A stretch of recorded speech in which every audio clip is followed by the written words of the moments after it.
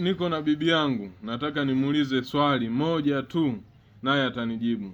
Bibi, wanawake wa zamani na wa sasa wana utofauti. Wa zamani walikuwa wakiolewa, wanaenda kukaa kwa waume zao, na wanakuwa sikivu na wanafata mifumo ya pale. Ila sasa hivi, wanawake wa sasa hivi mbona wana vipengele, wanayumba. Je, shida ni nini?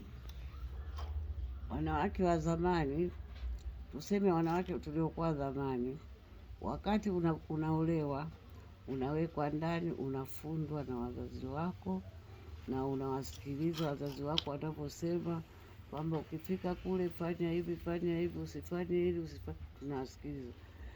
Sasa hivi hawafundwi wala nini. Yaani akienda shule akifika la 4 tayari uhuni ameanza, kila kitu yeye ndo anajua. Kumbe ndo tatizo hilo. Bibi yuko sahihi kwa alichokiongea? Hebu dondosheni comment hapo tuone.